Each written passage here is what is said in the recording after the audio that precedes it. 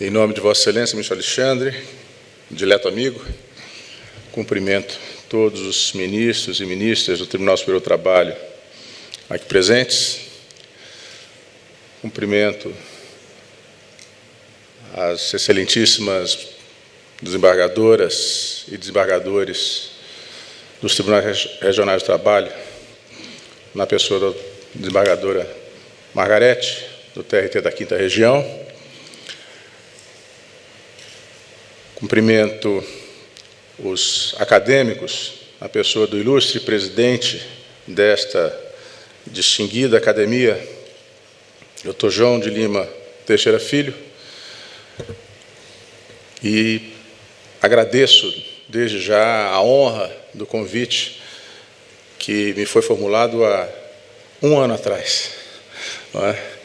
E agradeço também ao Dr. Lima por não ter desistido nesse longo período, teve bastante tempo para refletir, mas manteve o convite até o último momento. Cumprimento os excelentíssimos membros do Ministério Público aqui presentes, meus colegas de origem, senhoras e senhores advogados, estudantes. Falar sobre a OIT é sempre uma grande alegria. Uma instituição centenária que manteve a coerência nos seus rumos.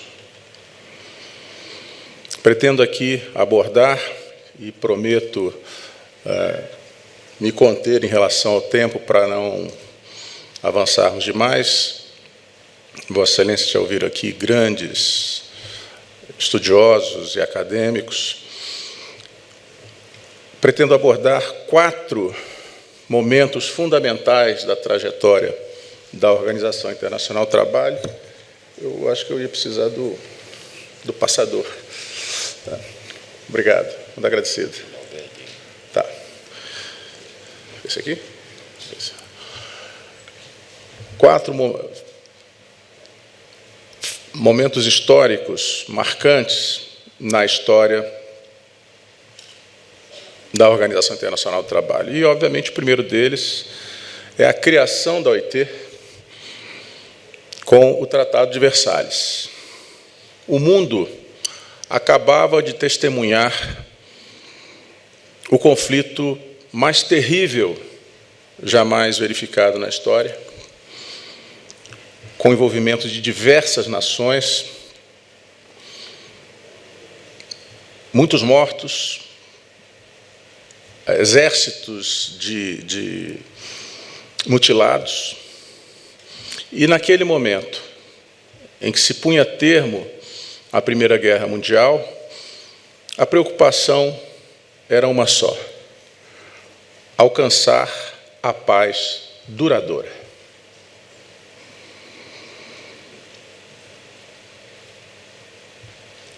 E é muito interessante observar que, naquele período em que o mundo começava a se industrializar, os representantes dos países presentes à assinatura do Tratado de Versalhes, na elaboração e assinatura, se dão conta de que não bastava propiciar um fórum de debates políticos, econômicos, fazia-se necessário atentar para as condições de trabalho a que submetidos homens, mulheres e crianças nas indústrias, especialmente da Europa. Vamos nos recordar que a primeira lei trabalhista de que se tem notícia, ainda no final do século XIX, na Alemanha, ela limitava a jornada de crianças com menos de 12 anos a 10 horas por dia. E, na época, houve uma grande reação dos industriais afirmando que, com esse nível de intervenção do Estado na atividade empresarial, a indústria vai falir. Não tem como produzir com tanta interferência. Nós vamos perceber aqui que a OIT não se desviou dos seus rumos e, infelizmente, alguns representantes da classe empregadora também não. O discurso seria rigorosamente o mesmo hoje em dia. Mas, com a criação da OIT pelo Tratado de Versalhes, lança-se a pedra fundante de toda a estrutura da organização do trabalho. Ao se admitir e proclamar que a paz universal somente pode ser alcançada quando se conquistar a justiça social. Diante de tanto sofrimento, diante de tanta injustiça e verdadeira miséria imposta a trabalhadores e trabalhadoras de todo o mundo, entendia-se que o clima de desconforto social seria capaz de pôr em risco qualquer tentativa de alcançar uma paz verdadeira e duradoura. E como nós vamos observar em toda a trajetória da Organização Internacional do Trabalho, o objetivo de promover a justiça social se faz presente diuturnamente. Ainda no Tratado de Versalhes, em 1919, portanto, afirma-se a necessidade urgente de melhorar as condições de trabalho. E se reconhece que o fracasso de qualquer nação em adotar condições minimamente humanas e dignas de trabalho importa em obstáculo para que todas as outras nações o façam. Então, percebe-se que há, sim, uma preocupação com a justiça social, com a proteção de trabalhadores e trabalhadoras, mas há também um viés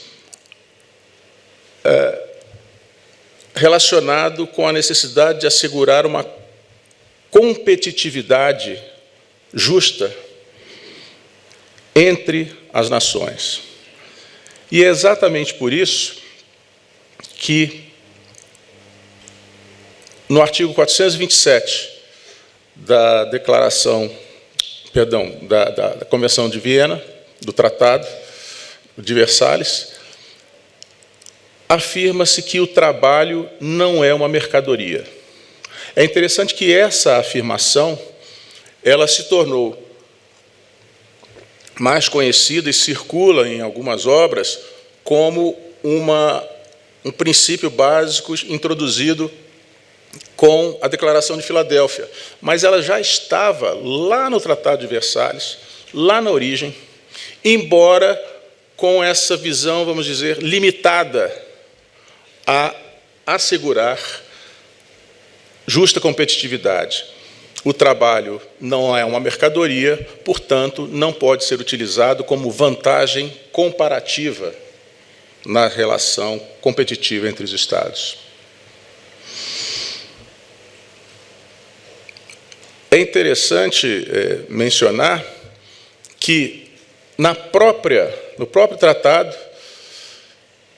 fixa-se a data da primeira Conferência Internacional do Trabalho, que se realizou em Washington, e se atribui uma pauta mínima de temas a serem abordados como primeiro passo desse esforço de assegurar um patamar civilizatório razoável no mundo do trabalho. E essa agenda, que contemplava, dentre outros temas, a limitação da jornada de trabalho, a proteção contra o desemprego, a proteção à mulher e à criança é atendida com a adoção das 6 primeiras convenções da OIT. Na Convenção sobre Limitação da Jornada de Trabalho, estabelece a jornada de 8 horas e uma jornada semanal de 48 horas, atendendo ao pensamento que graçou, sobretudo, a partir da classe trabalhadora inglesa, que proclamava a divisão do dia em 3 turnos de 8 horas. 8 horas para trabalhar, 8 horas para descansar, 8 horas para o lazer, e completava, e 8 shillings por dia, que é o tema exatamente posteriormente tratado nas convenções que versavam uma remuneração mínima, uma retribuição mínima para o trabalho. No tocante às convenções que tratam da proteção à mulher, a número 3 dirige-se especificamente à proteção à maternidade, um tema que ainda enfrentamos hoje em dia, devido ao elevado grau de discriminação que se experimenta no mercado de trabalho, no Brasil e em vários países do mundo. E também se trata da proteção, como se via à época, em relação ao trabalho noturno. É curioso notar que a Convenção número 6, que estabelece a proteção da infância contra o trabalho noturno, acompanha a Convenção número 4, que veda o trabalho noturno à mulher. Então, mulheres e crianças são tratadas, no começo, nas origens da OIT, como categorias que demandariam um tratamento protetivo, tutelar.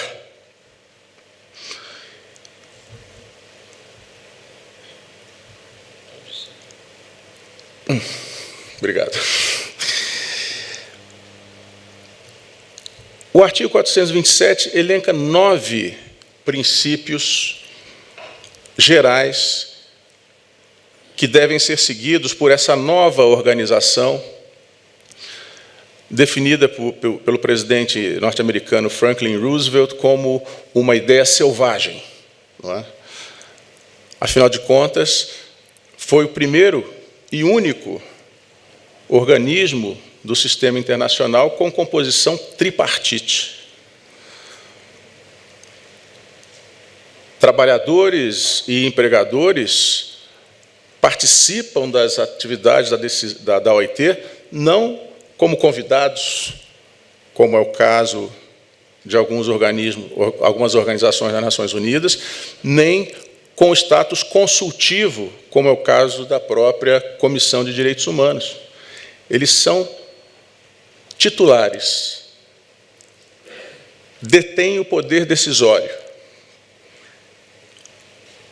e participam de todas as instâncias deliberativas da Organização Internacional do Trabalho. Essa característica da OIT, decorrente da sua composição tripartite, transforma aquela instituição em além de um espaço de debates, um espaço de busca de soluções, de construção e de produção normativa, transforma também um espaço tremendamente identificado e atualizado com as demandas sociais, com a realidade que transforma o mundo, o que foi vital na trajetória da OIT, como vamos ver há pouco.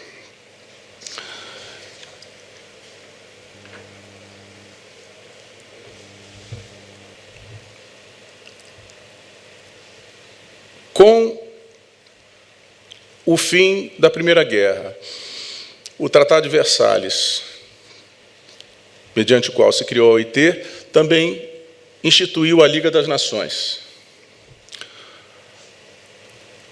organização que pretendia dar espaço a debates entre os estados internacionais, entre os estados nacionais, um fórum internacional para a discussão dos estados nacionais,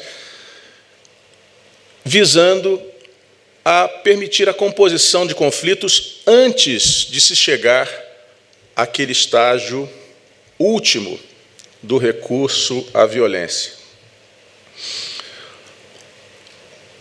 Porém, ao se conceber aquela organização, foram excluídos exatamente os vencidos na Primeira Guerra. Não foi admitida o seu ingresso na Sociedade das Nações. A doutora Cristina está aqui, o ministro Alexandre sabe muito bem, não é, que nós só podemos fazer as pazes quando os dois estão juntos, não é? E, obviamente, desde que nós concordemos com as nossas esposas, como sempre. Mas a Liga das Nações exclui a participação dos países vencidos na Primeira Guerra e, mais do que isso, o Tratado de Versalhes, além de impor um recorte territorial na Alemanha, limitar profundamente a sua atividade econômica, impõe uma multa impagável, à época da ordem de 200 bilhões de marcos, atribuindo exclusivamente à Alemanha a culpa pelo início da Primeira Guerra Mundial.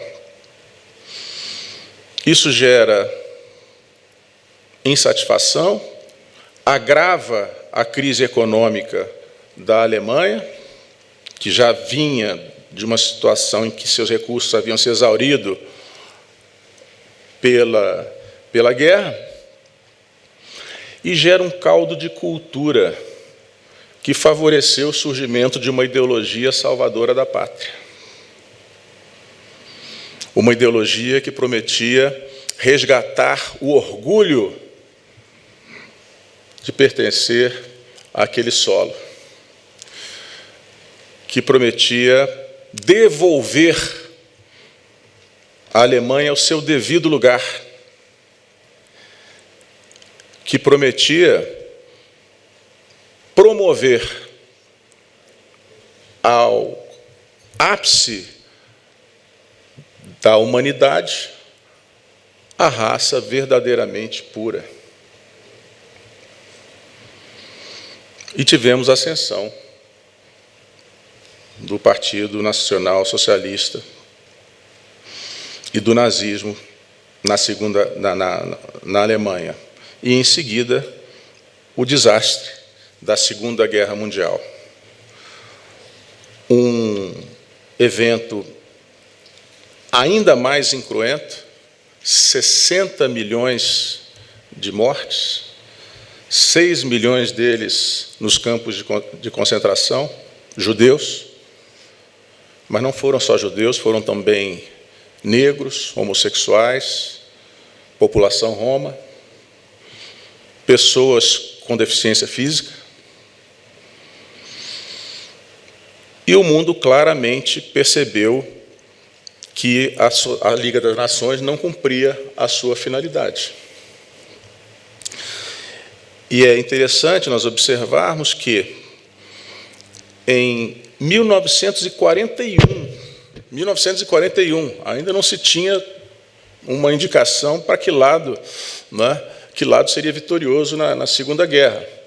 Mas o presidente Franklin Roosevelt, ao se dirigir ao povo americano no seu discurso tradicional de abertura, os presidentes fazem o discurso do Estado à Nação. É esse o nome, desembargador? O discurso do Estado à Nação. Ele, em 1941, faz uma análise muito sensata de todo o quadro que levou o mundo a essa situação desastrosa e afirma: para que alcancemos a paz verdadeira e duradoura, nós precisamos que o ser humano tenha consagradas 4 liberdades. A primeira delas, a liberdade de expressão, o direito de se expressar como quiser, onde quiser, em qualquer parte do mundo. A segunda liberdade é a liberdade de crença, o direito de acreditar e cultuar a entidade que quiser, onde quiser, ou até de não cultuar ninguém. A liberdade de viver sem medo, o direito que cada cidadão, cada cidadã tem de se comportar como bem lhe aprouver, sem a preocupação de sofrer censura, perseguição. E a liberdade de viver sem penúria. Freedom from want. E o presidente Roosevelt arremata: um homem necessitado não é um homem livre. E é desse material que se forjam as ditaduras. Essa foi a senha para a dissolução da Sociedade das Nações e o reconhecimento da necessidade de se trazer algo novo,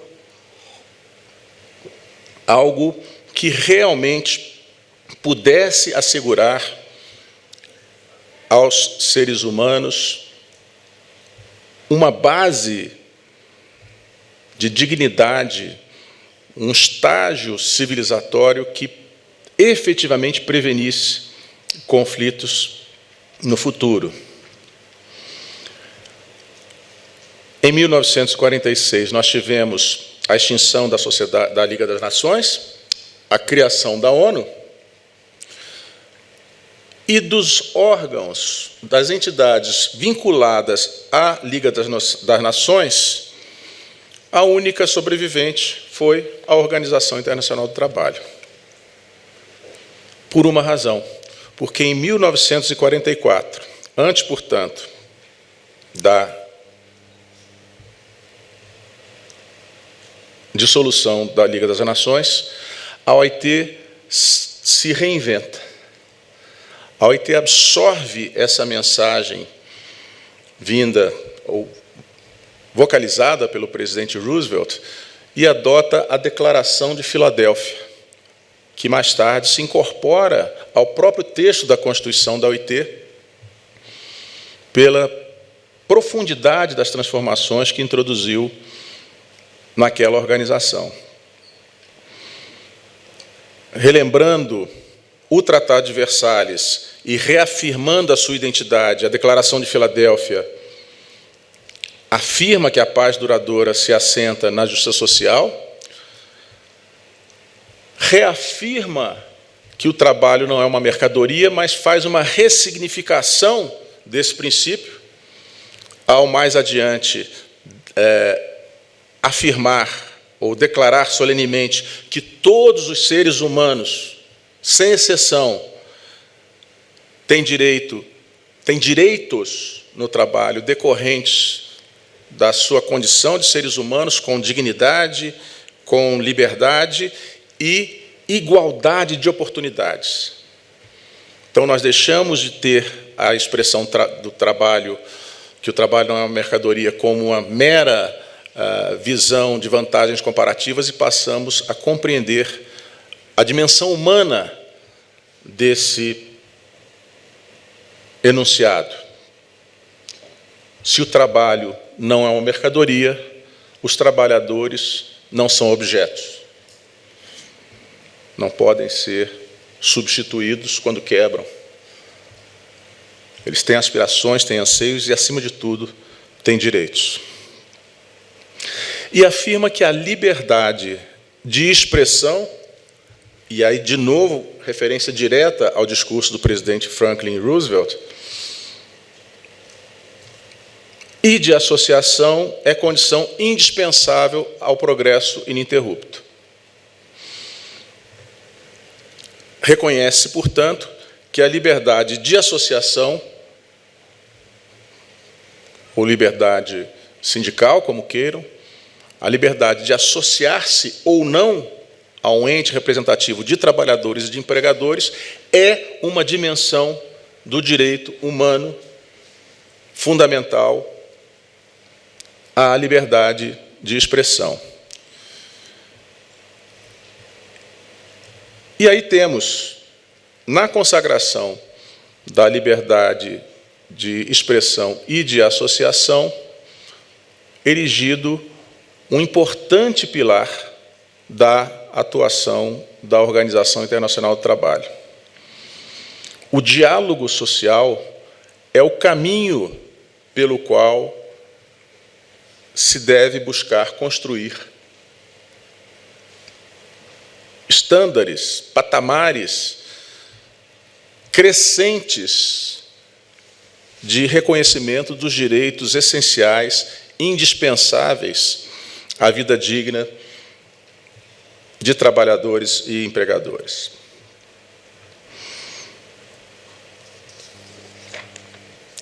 A Declaração de Filadélfia afirma que a penúria, em qualquer lugar, põe em risco a prosperidade de todos. E, com isso, sinaliza a necessidade de um esforço internacional, de uma atuação solidária e de uma responsabilidade dos países mais industrializados em relação àqueles que ainda não alcançaram o patamar de desenvolvimento desejável. Afinal, é grande a desigualdade econômica entre países e é responsabilidade daqueles mais desenvolvidos e mais ricos contribuir, inclusive com mobilização de recursos, para que os países em desenvolvimento possam alcançar patamares aceitáveis sob a ótica dos direitos proclamados. Segue-se a criação da ONU em 1946 e a OIT, então, se integra ao sistema nesse mesmo ano. Portanto, é uma organização do sistema das Nações Unidas mais antiga que o próprio sistema. E, em 1948, a Declaração Universal dos Direitos Humanos não deixa margem a dúvidas quanto à natureza dos direitos econômicos, sociais e culturais, particularmente do direito ao trabalho digno como direito humano. E aí se segue um período de grande produção normativa da Organização Internacional do Trabalho. São editadas convenções que cobrem uma vasta área das relações laborais, convenções que tratam de saúde e segurança no trabalho, até convenções que tratam da idade mínima, convenções que tratam do direito a férias, até a Convenção 169, que trata dos direitos de povos indígenas e tribais, um grupo importante para o mundo do trabalho e tremendamente desfavorecido, sobretudo no período colonial, e também, ainda recentemente, temos visto a importância de se consagrarem estándares que protejam os povos tradicionais. Recentemente, acho que ontem ou anteontem, iniciou-se uma discussão por iniciativa de um ministro de Estado acerca da exploração de minério em terras indígenas, a possibilidade de concessão dessa exploração a particulares. A Convenção 169, de que o Brasil é parte, é absolutamente clara. Essa iniciativa não pode ser levada a cabo sem um devido processo de consulta. E processo de consulta não é convidar o cacique para tomar um café e perguntar se ele concorda. O processo de consulta precisa estar regulado em lei. E essa lei precisa ser precisa ser fruto de um processo de consulta. É a consulta para a consulta. Tudo isso está claramente assentado na Convenção, da qual o Brasil é parte. No começo da década de 80, estabeleceu-se uma certa, não vou dizer uma crise, mas estabeleceram-se alguns questionamentos no âmbito da OIT, em razão dessa multiplicidade de estándares que são supervisionados por mecanismos bastante sofisticados, que eu espero ter a oportunidade de abordar em seguida. E havia uma certa desorientação por parte dos governos que reclamavam da falta de critérios para estabelecer prioridades. Foi em 1998 que a OIT adotou, então, a Declaração dos Princípios Fundamentais e Direitos no Trabalho. Declaração de Princípios e Direitos Fundamentais no Trabalho. Essa declaração da OIT, embora claramente indique que não, em nenhum momento pretende reduzir a importância e o valor de todas as convenções da OIT, mas ela procura dar um norte e estabelecer algumas prioridades, afirmando que, pela própria condição de membro da Organização Internacional do Trabalho, os países que aderem têm a obrigação e o compromisso de respeitar, praticar e promover valores fundamentais ali consagrados.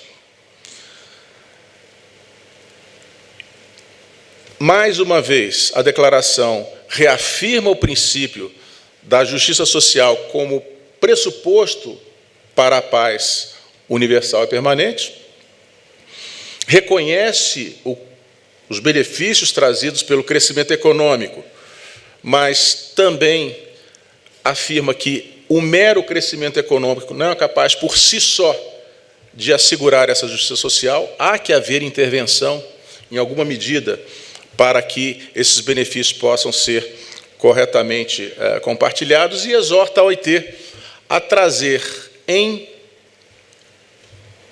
par e passo as suas atividades na área normativa, cooperação técnica e pesquisa para favorecer a implementação dos princípios fundamentais, que são reconhecidos como esses 4. A liberdade sindical e o reconhecimento do direito à negociação coletiva, Convenções 87 e 98. Talvez esse seja o princípio dos princípios da OIT, porque trata-se de um princípio garantidor de acesso. Sem liberdade sindical e sem reconhecimento do direito à negociação coletiva, não há diálogo social. A partir daí, perde-se o acesso a meios de promover outros direitos igualmente importantes para trabalhadores e empregadores. O segundo princípio fundamental é a eliminação de todas as formas de trabalho forçado ou obrigatório. As convenções 29, que recentemente recebeu um protocolo, e a Convenção 105. E é interessante a multiplicidade de temas tratados na Convenção 29, embora trabalho forçado seja algo que todos nós temos uma ideia, mas a Convenção 29 trata, por exemplo, do trabalho em prisões. Não é?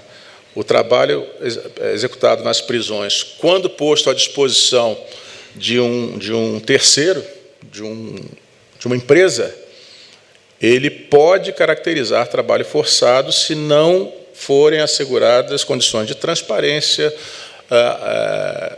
inequivocidade da adesão e prática de condições de trabalho, jornada, remuneração, inclusive, minimamente equiparáveis aos trabalhadores não presos. A abolição do trabalho infantil, e aí nós temos vamos dizer, a estrela da Organização Internacional do Trabalho, temos as convenções 138 e a 182, que, apesar de ter sido a última das convenções fundamentais a ser aprovada, inclusive foi aprovada em 1999, no ano seguinte, é a mais ratificada da história da OIT. A Convenção 182, que estabelece a obrigatoriedade da imediata eliminação das piores formas de trabalho infantil, assim compreendidos o trabalho em condição análoga à escravidão, o trabalho em atividades ilícitas, inclusive tráfico de drogas, a exploração sexual e atividades pornográficas e o trabalho perigoso ou insalubre, ela foi ratificada por nada menos que 186 países membros da OIT, que tem hoje 187 no seu quadro. Um país não ratificou, e sem querer constranger, não sei se há algum nacional do país aqui no plenário, trata-se de Tonga, na Polinésia, um país com 108.020 habitantes. Pode-se dizer, então, que essa convenção, na prática, alcançou ratificação universal. Havia uma brincadeira, de uma comparação da Convenção 182 com a Convenção dos Direitos da Criança, que também foi ratificada por todos os países do mundo, exceto um pequeno país chamado Estados Unidos da América. E a eliminação da discriminação em matéria de emprego e ocupação, Convenções 100 e 111. A Convenção 100 voltada para a igualdade de oportunidades entre homens e mulheres, e a Convenção 111 levou esse estándar mais adiante, para estabelecer a igualdade, a vedação da discriminação com base em alguns fatores citados de forma exemplificativa: gênero, raça, extração nacional, etnia, condição social, e tem sido, a pouco e pouco, interpretada essa convenção como também vedatória de outras discriminações, como, por exemplo, a discriminação por orientação sexual ou pela condição de portador do vírus HIV. Essa convenção ela permite uma construção, claro, a partir da manifestação da vontade dos constituintes da OIT, para ampliar o seu espectro de proteção. Então, essas 8 convenções correspondem a 4 princípios fundamentais a que estão vinculados os países por sua condição de membros da OIT, independente de ratificação. Mas é importante ressaltar, os países estão vinculados aos princípios e não às convenções. Não se pode dizer, e é impraticável em direito internacional dizer, que qualquer Estado soberano esteja compelido a incorporar à sua ordem jurídica uma norma que não ratificou soberanamente. Mas o princípio precisa, sim, ser observado, e o diretor da OIT pode e tem, ao promover o seguimento dessa declaração, pedido dos países que não ratificaram que também apresentem relatórios. Esses relatórios fazem parte de um segmento de natureza promocional. Foi muito grande a discussão à época, visto que o grupo de trabalhadores queria atribuir a essa declaração um caráter obrigatório com uma cláusula social. Então, o país que não aplicasse os princípios fundamentais sofreria sanções econômicas. E a discussão que teve lugar, muito resumidamente, na discussão prevaleceu o entendimento de que, a se admitir a imposição de sanções econômicas pelo descumprimento dos princípios fundamentais, primeiro, nós teríamos aí um convite para condutas que poderiam trazer interesses comerciais travestidos de preocupação com os direitos humanos. E, segundo, a imposição de barreiras comerciais e sanções econômicas afeta, em regra, os mais pobres. Então, exatamente aqueles que se quer proteger. Prevaleceu a ideia de um mecanismo promocional, que foi muito criticado. Pouca gente acreditava na possibilidade de êxito. Mas, com o passar do tempo, percebeu-se que foi uma solução estratégica genial adotada pela Conferência Internacional do Trabalho. Para que se tenha uma ideia, a partir da adoção da declaração, nós tivemos um impulso do número de ratificações das convenções fundamentais para 1.381 ratificações, só as 8 convenções fundamentais, de um total de 1.496 ratificações possíveis. A convenção menos ratificada tem cerca de 150 a 160 ratificações, que é exatamente a Convenção 87 sobre liberdade sindical. E a cada ano os países vêm se manifestando no sentido de adotar medidas para a ratificação das convenções fundamentais. E por que é tão importante assim a ratificação? Porque com a ratificação das convenções fundamentais, ou a ratificação de qualquer convenção da OIT, o país passa a se sujeitar ao mecanismo, ao sistema de supervisão de normas internacionais da OIT. E essa supervisão, extremamente sofisticada, ela procede a um exame, a um escrutínio rigoroso da compatibilidade das normas e práticas nacionais à luz das obrigações contidas nas convenções. Ou seja, não se estabeleceu a cláusula penal, mas, ao se estimular, insistir, pressionar legitimamente os países a procederem à ratificação das convenções fundamentais, tem-se conseguido trazer para o sistema de supervisão a maior parte dos países membros da OIT. O sistema de supervisão regular, uma brevíssima explicação, porque nós não temos tempo para aprofundar muito, mas ele se inicia com a submissão pelo país de informes periódicos à Organização Internacional do Trabalho. Os informes das convenções fundamentais obedecem a uma periodicidade trienal e as demais convenções atendem uma periodicidade quinquenal.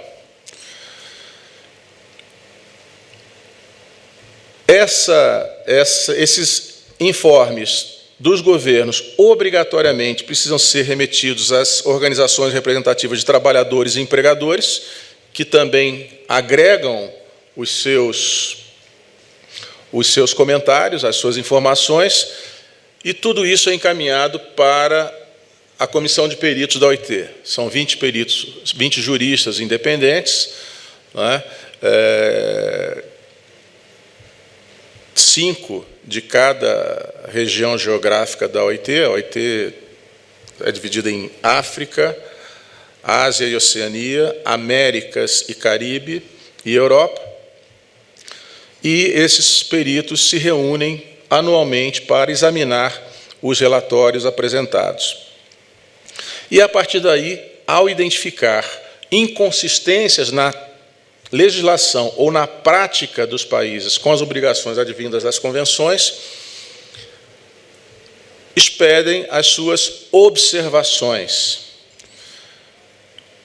A atividade da comissão de peritos não é uma atividade judicante, é uma atividade quase judicial, mas não é vinculante, mas esse relatório alimenta as discussões da Conferência Internacional do Trabalho na sua comissão de normas de composição tripartite.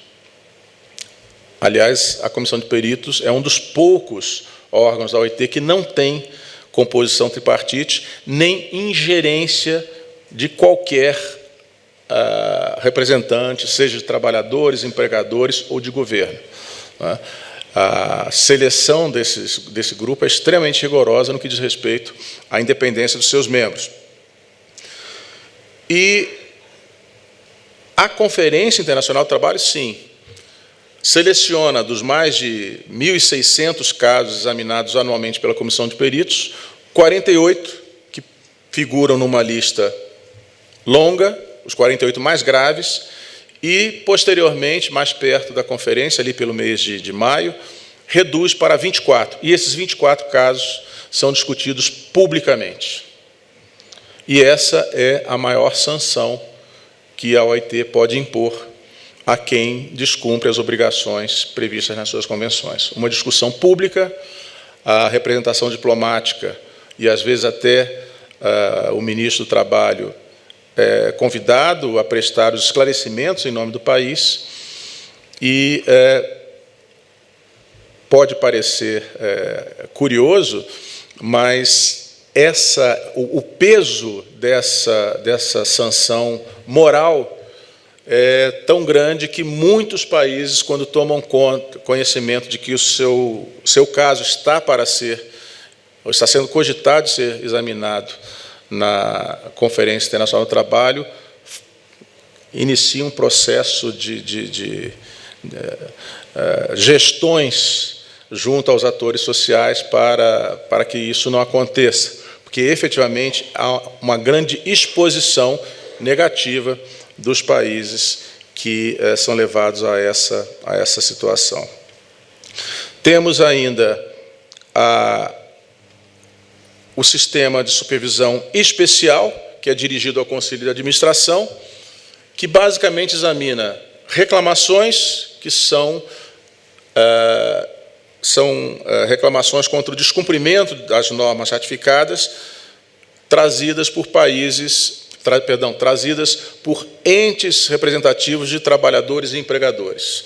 Essas reclamações, se consideradas admissíveis, conformam-se uma comissão, tudo no âmbito do Conselho de Administração da OIT, e produz-se um relatório final com recomendações cujo cumprimento é monitorado pela Comissão de Peritos. E queixas, que é um procedimento diverso, porque é concebido para que outros Estados-membros denunciem aqueles que não cumprem as convenções. Condição essencial para que um país possa oferecer queixa contra o outro, que ele também tenha ratificado a convenção. Não é? Ou seja, pau que dá em Chico, dá em Francisco também. Por isso, esse mecanismo é muito pouco utilizado. Não é? Ou ainda, a queixa pode ser utilizada por delegado acreditado na Conferência Internacional do Trabalho ou até de ofício pelo Conselho de Administração. A queixa tem uma tramitação um pouquinho diferente, porque ela resulta na formação de uma comissão de inquérito que investiga a situação, muitas vezes em loco, e produz um relatório que é submetido às partes, aos Estados em litígio, que poderão aceitá-lo ou, se não aceitarem, submetê-lo à Corte Internacional de Justiça. Um único caso foi submetido até hoje à Corte Internacional de Justiça pelo simples fato de que, a partir do momento em que o caso é submetido à Corte, aí nós temos uma intervenção jurisdicional, internacional, vinculante e tole turquestio. Então, os países eles tendem a se acomodar e aceitar os relatórios da comissão de inquérito. Então, essa declaração ela teve um tremendo impacto no peso da estrutura normativa da OIT e do sistema de supervisão. Inúmeros casos foram solucionados, questões graves foram resolvidas a partir dos mecanismos ordinário e especial de controle. À guisa de exemplo, nós temos o caso dos jóqueis de camelo nos países árabes. Eu nunca andei de camelo, mas quem já andou, o relato é de que não é a coisa mais confortável do mundo, né? Milor Fernandes costumava dizer que Deus fez a terra, o homem, os animais, aliás, os animais não, quase todos os animais, porque o camelo claramente foi construído por um grupo de trabalho, né? Depois saiu com 2 corcovas, as pernas compridas. E o camelo é muito desajeitado e muito desconfortável. E o esporte nacional, em vários países do Oriente Médio, é a corrida de camelos. Mas há uma grande dificuldade para organizar a corrida de camelos, que é encontrar quem queira montar um camelo correndo em disparada. Solução: traziam crianças da África subsaariana. Mas elas também não queriam subir no camelo, porque elas sabiam que era perigoso. Então, eles amarravam as crianças pelas mãos e pelos pés, e o cruel de toda a investigação é que se apurou que, claro, elas gritavam desesperadamente, e quanto mais gritavam, mais o camelo se assustava e mais corria. Então, o bom jockey é aquele que tem medo. Essa situação ensejou um debate com os governos. É importante também que se diga isso. A comissão de peritos ela não vive no mundo da lua, não se isola e decide a partir da inspiração divina. Ela estabelece um diálogo, um processo de diálogo com os governos, chama a atenção: olha, essa prática atenta contra esse dispositivo, no caso da Convenção 182, é perigoso, enfim, e há uma troca de ideias e de visões, mas, após 15 anos, alcançou-se uma resposta positiva quando o governo do Catar informou que havia abolido a figura do jóquei de camelo, porque inventaram um robô que cumpria as mesmas funções sem sacrificar as crianças e com uma grande vantagem: não precisavam ser alimentados. E a pergunta da comissão de peritos foi: mas e o que aconteceu com essas crianças? Foram devolvidas para os seus países. Nova negociação para se estabelecer, até se chegar a um fundo que hoje atende essas crianças e adolescentes vítimas de trabalho infantil como jóqueis de camelo, um fundo de US$1 bilhão, criado por alguns países daquela região tão rica do planeta. Outro caso também muito interessante da Grécia, que não permitiu o ingresso de mulheres nas Forças Armadas. E isso contrariava claramente a Convenção número 100 da OIT.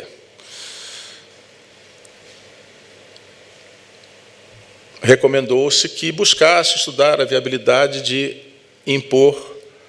adotar uma política de cotas, que foi efetivamente adotada, mas, como todos sabemos, a cota ela tem um limite. Chega um momento em que ela deixa de ser um instrumento de inserção e passa a ser um instrumento limitador. Não é? Por que só 10%?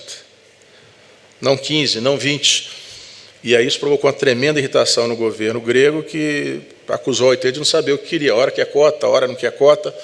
Mas, para satisfazer a comissão de peritos, aboliu qualquer cota e tornou geral a admissão nas Forças Armadas gregas de homens e mulheres desde que pesassem 90 quilos e tivessem 1,80 m.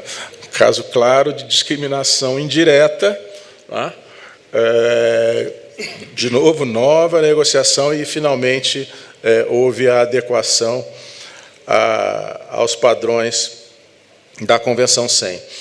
Bom, do período que se mediu a efetividade desse processo de supervisão, entre as décadas de 70 e de 90, foram 5.000 casos de progresso registrados pela Comissão de Peritos, de alteração da legislação, de alteração de condutas, alteração de padrões, não é? No sentido, voltando ao nosso ponto de origem, no sentido de promover a justiça social como pressuposto para a paz duradoura. E, ao chegarmos em 2019, a OIT completando seu centenário, se propõe uma reflexão. O quanto caminhamos? Para onde vamos? De forma alguma, a Organização Internacional do Trabalho é refratária à modernidade. Muito pelo contrário. Já há estudos sendo desenvolvidos, prova de que não é refratária, e, aliás, é muito atenta às questões sociais mais recentes e prementes, que a última convenção adotada trata exatamente da violência e assédio no local de trabalho. Tema extremamente atual.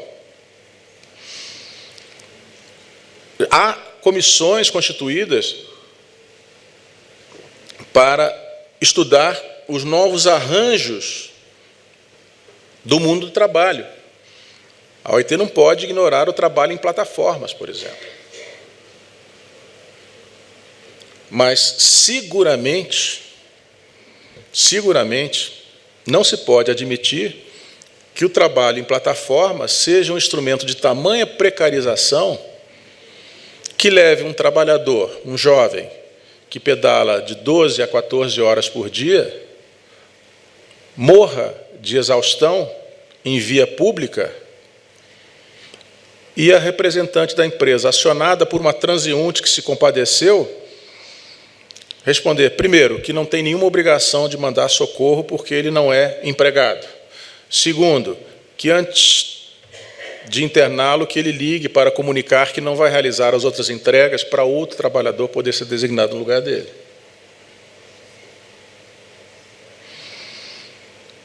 A OIT, ao adotar a Declaração do Centenário, reafirma os princípios do diálogo social, da promoção da justiça social, e reconhece que, nesses 100 anos, houve, sim, progresso.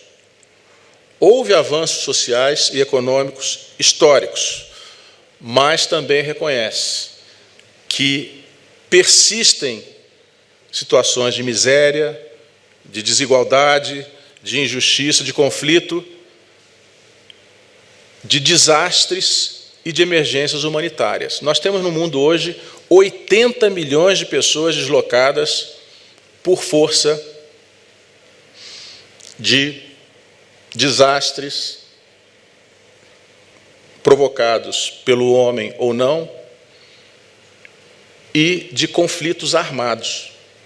O mundo tem hoje 4 conflitos armados envolvendo mais de 30 países pelo acesso à água. 5.000 crianças morrem diariamente de desnutrição. Então, mais do que nunca, é necessária essa ação contínua a que exorta a OIT, para que se busque efetivar o princípio da justiça social para todos.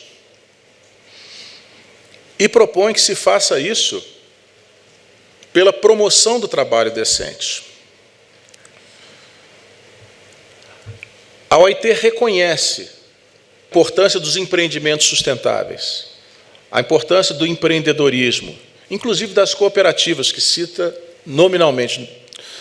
Nós, como desembargador Aldalifal, que iniciamos nossa trajetória no Ministério Público, quando fala em cooperativa, nós já ficamos assustados, né? Mas o verdadeiro cooperativismo, ele é positivo e ele contribui para a geração de empregos,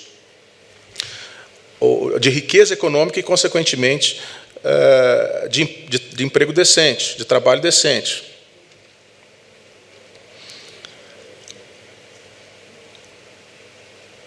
A declaração afirma a importância da promoção do multilateralismo, e parece que alguns líderes mundiais caminham no sentido exatamente oposto. Tudo o que se construiu até aqui foi no cenário multilateral.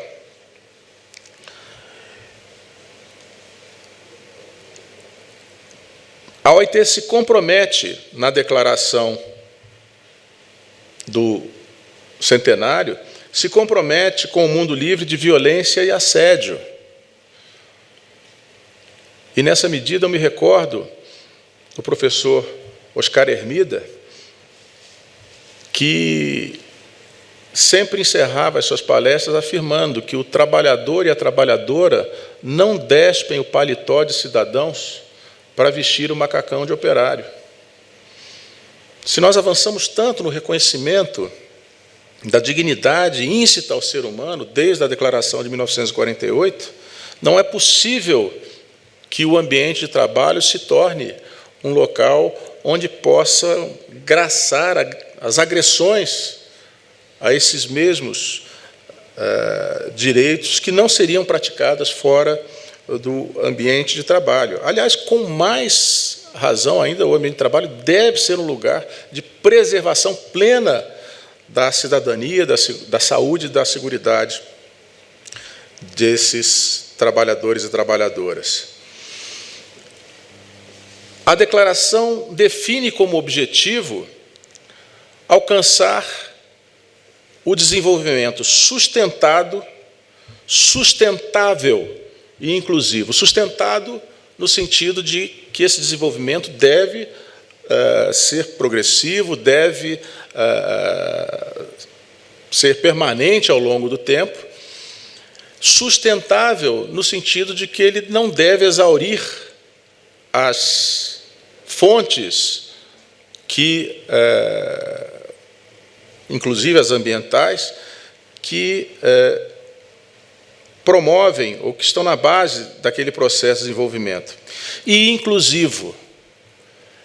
Essa preocupação de inclusão foi, inclusive, adotada pela Organização das Nações Unidas como mote da sua campanha para os Objetivos do Desenvolvimento Sustentável, que anuncia que nenhum ou ninguém fica para trás. Nós não podemos nos satisfazer em resolver o nosso problema. Não é? Sejamos empresários, trabalhadores, estudantes. E o outro grupo, paciência, que sofra com as consequências do seu azar na hora do nascimento. Não é? Nós precisamos pensar em um modelo de desenvolvimento que efetivamente permita a todos extraírem proveito na melhoria da sua condição de vida, no incremento da sua dignidade, na satisfação das suas aspirações e direitos.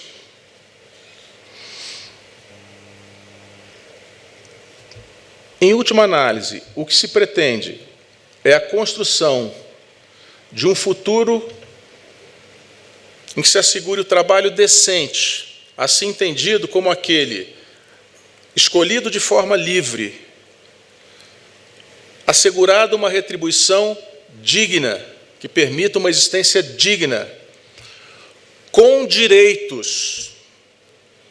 Isso é essencial à definição de trabalho decente da OIT. Com direitos. e proteção social. Voltando à nossa premissa, o trabalho não é uma mercadoria, o trabalhador não é um objeto.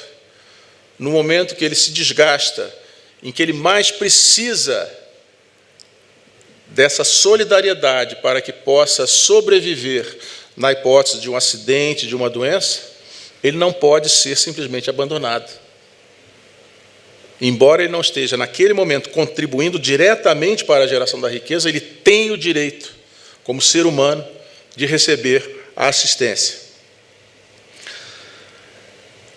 Promoção da igualdade de gênero. Essa é uma preocupação interessante que remonta ao Tratado de Versalhes. Como nós vimos, as primeiras convenções contemplavam a proteção do trabalho da mulher e o Tratado de Versalhes, ao estabelecer a necessidade de criação de um órgão de inspeção do trabalho, ressalta expressamente com participação feminina, a fim de que não se tivesse uma estrutura fiscalizatória centrada exclusivamente na visão masculina. E, claro, reafirma os princípios da Declaração dos princípios de direitos fundamentais, com a erradicação do trabalho infantil, promoção da liberdade sindical, promoção da igualdade de gênero e eliminação do trabalho forçado. E o mais interessante é que todo esse esforço proposto pela Organização Internacional do Trabalho acaba coroado pelo endosso da Organização das Nações Unidas, em setembro deste ano, quando, além de haver atribuído ao OIT a gestão do Objetivo Sustentável, o Objetivo de Desenvolvimento Sustentável 8.7, também endossa integralmente a Declaração do Centenário. Com a Declaração do Centenário, inicia-se uma campanha de ratificação de convenções, então a OIT segue firme no sentido de fortalecer o sistema normativo, valendo-se do caminho, novamente aqui, inaugurado com a Declaração dos Princípios Fundamentais, o caminho da ratificação para inserção no sistema formal de controle.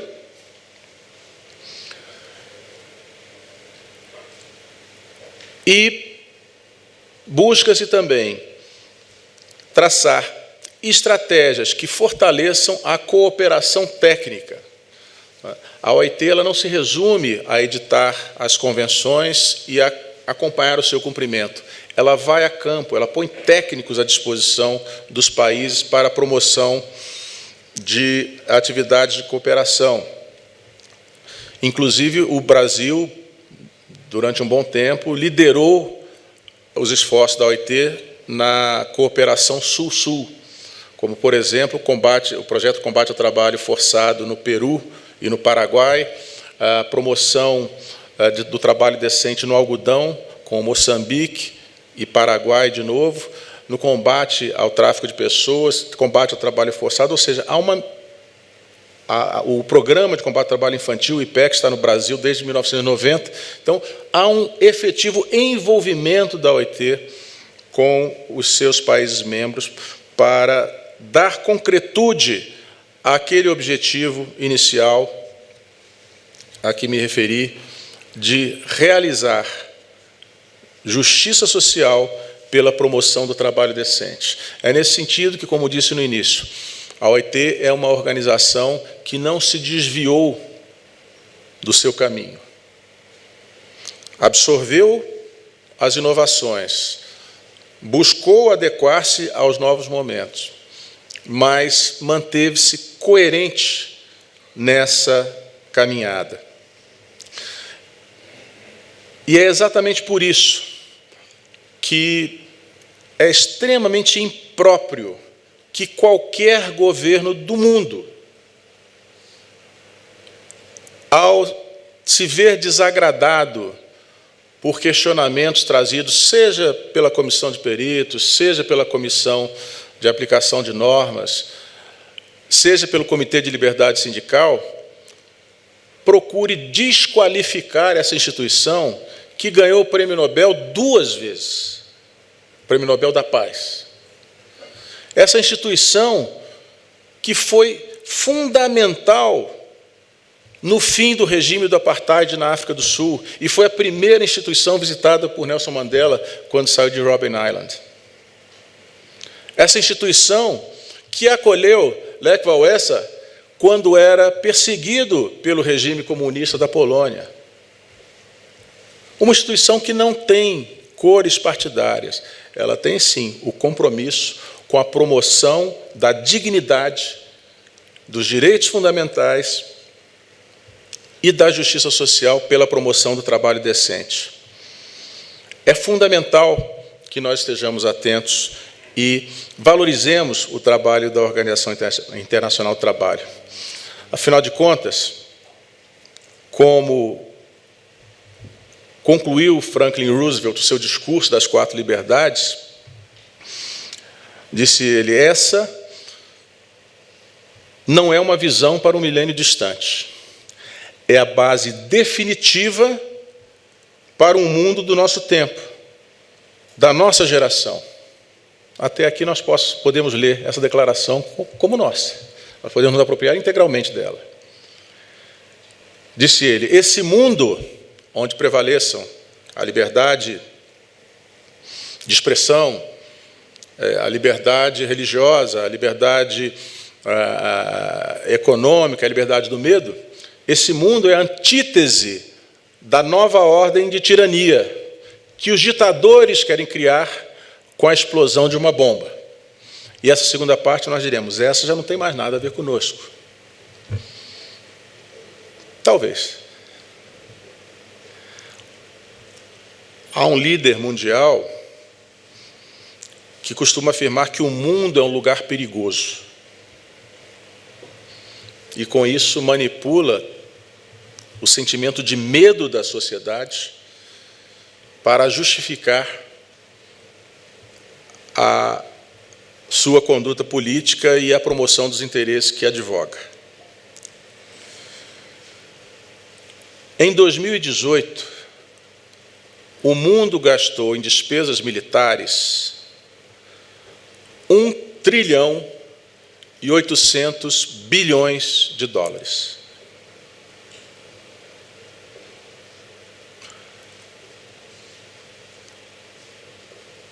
Ou seja, se o mundo está cada vez mais perigoso, em grande parte é em razão das escolhas que os países têm feito. O país liderado por esse líder, um país destacado no cenário internacional, investiu mais de 600 bilhões de dólares em despesas militares.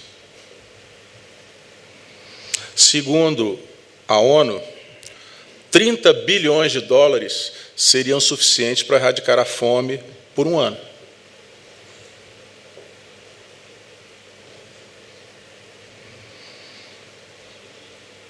Isso sem falar dos outros petardos, como o discurso de que os direitos sociais inviabilizam o crescimento econômico, como a tentativa de desconstrução do patamar mínimo de dignidade construído a duras penas com sangue e suor de trabalhadoras, trabalhadores e empregadores e empregadoras do mundo inteiro. Será que a redução de direitos conduz necessariamente ao crescimento econômico? É esse o caminho?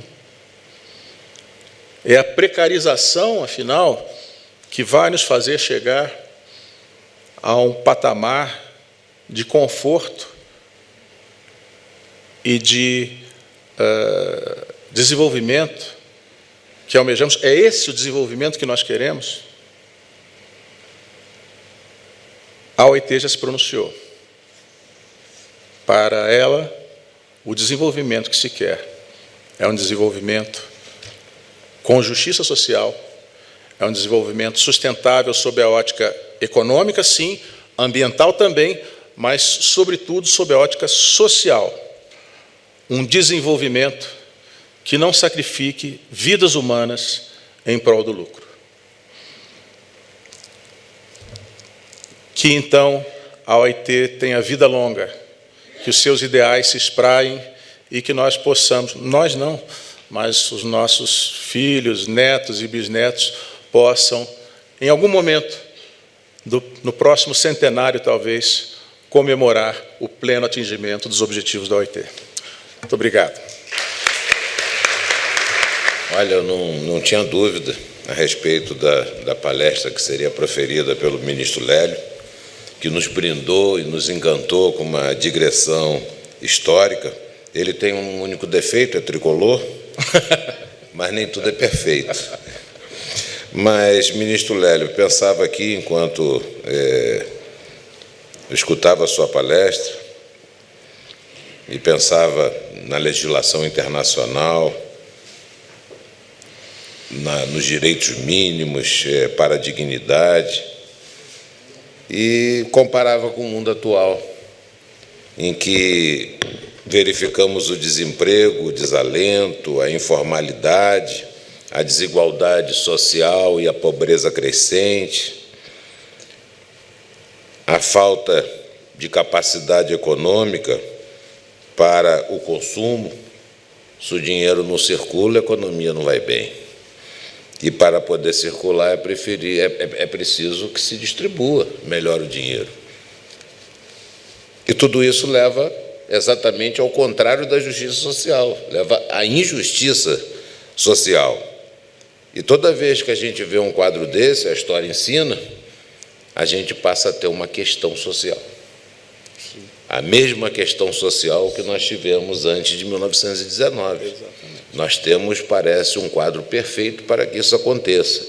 E não estou falando isso por nada, não. A gente liga a televisão e está vendo conflitos na França, conflitos na Alemanha, reivindicações aqui, reivindicações ali. Não é só no Brasil, não. O Brasil apenas tem um problema muito sério de êxodo educacional, de êxodo das escolas, um problema muito sério de mobilidade urbana.